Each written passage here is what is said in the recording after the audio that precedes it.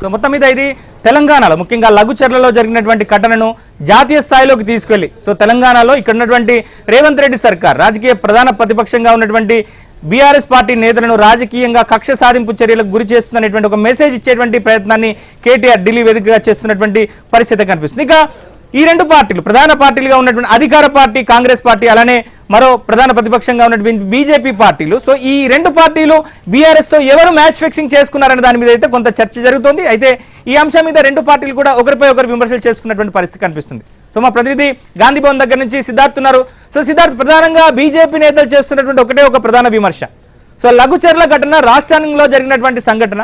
So ఇక్కడ పోలీసుల మీద ఇక్కడ ఉన్నటువంటి లఘుచర్లలో ఉన్నటువంటి నిర్వాసితులు ఉద్దేశపూర్వకంగా రాళ్ల దాడి చేశారు. సో దీన్ని పురిగొల్పింది కేటీఆర్ అనేటువంటి విషయాన్ని దాదాపుగా ఎఫ్ఐఆర్ లో కూడా చేర్చారు.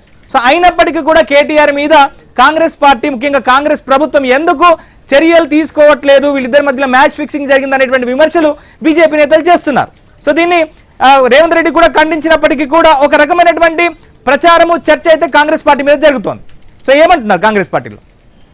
కాంగ్రెస్ పార్టీ అధికారంలోకి రాకంటే ముందు ఒక సంవత్సరం ముందు నుంచి చాలా క్లియర్గా ఇటు ఫోన్ ట్యాపింగ్ విషయంలో కానీ లేదంటే ఓఆర్ఆర్ టెండర్ల విషయంలో కానీ గ్రూప్ 1 లీకేజ్కి సంబంధించినటువంటి విషయంలో కానీ డ్రగ్స్ విషయంలో కానీ ఇట్లా మల్టిపుల్ కేసెస్లో కేటీఆర్ ఖచ్చితంగా అరెస్ట్ అవుతాడు, జైలుకు వెళ్తాడు అని మొదటి నుంచి చెప్పుకుంటూ వస్తుంది. అయితే ఇప్పుడు అరెస్ట్ కానటువంటి సందర్భం కూడా ఉంది. కేటీఆర్ ఏదో ఒక రోజు అరెస్ట్ అవుతాడని ఒక 4-5 రోజుల నుంచి హడావిడి కొనసాగింది. కానీ కేటీఆర్ని మాత్రం అరెస్ట్ చేయలేదు.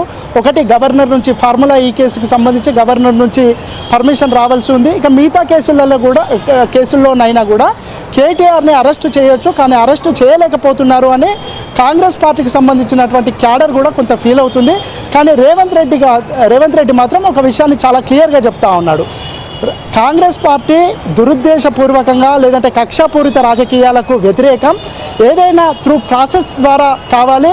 కసబు టెర్రరిస్ట్ అయినటువంటి కసబు డైరెక్ట్ ఆయన మిగతా వాళ్ళ మీద ఫైరింగ్ జరిపేటప్పుడు దొరికినప్పటికీ ఒక ప్రాసెస్ ప్రకారం ఆయన పైన విచారణ జరగాలి. విచారణ జరిగిన తర్వాత కోర్టు శిక్ష విధించాలి అనే విషయాన్ని కేటీఆర్ విషయంలోనైనా కేసీఆర్ విషయంలోనైనా బీఆర్ఎస్ పార్టీకి సంబంధించినటువంటి ఇతరుల విషయంలోనైనా ఇదే ప్రిన్సిపల్ వర్తిస్తుంది. కాబట్టి ఏ రోజుకైనా వాళ్ళు ఖచ్చితంగా జైలుకు పోవాల్సింది అనే విషయాన్ని పదే స్పష్టం చేస్తున్నారు.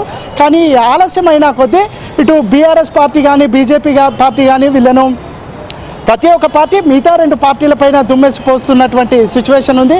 దాంట్లో భాగంగానే కాంగ్రెస్ పార్టీకి సంబంధించి ఇప్పుడు కేటీఆర్ అరెస్ట్ కాకపోవడం వెనుక కాంగ్రెస్ ఆయనను రక్షిస్తుందని బీజేపీ విమర్శించడం, కానీ కాంగ్రెస్ పార్టీకి సంబంధించినటువంటి నాయకులు ఒక విషయాన్ని చాలా క్లియర్గా చెప్తా ఉన్నారు. కేటీఆర్ మొన్న ఢిల్లీకి పోయినప్పుడు ఆర్ఎస్ఎస్కి సంబంధించినటువంటి కీలక నాయకులతో మాట్లాడారు.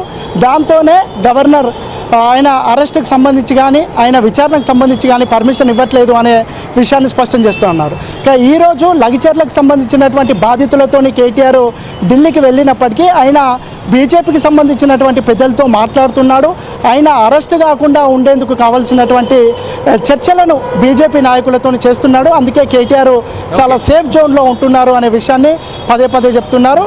కానీ ఈ చేసినటువంటి అన్ని తప్పులకు కేటీఆరే కారణం. ఇటు ఈ విషయాన్ని ఏదో ఒక రోజు ప్రూవ్ అయిన తర్వాత ఖచ్చితంగా కేటీఆర్ను జైలుకు పోవాల్సినటువంటి పరిస్థితి వస్తుంది. కేటీఆరే కాకుండా కేసీఆర్ కూడా జైలుకు పోవాల్సినటువంటి పరిస్థితులు వస్తుంది.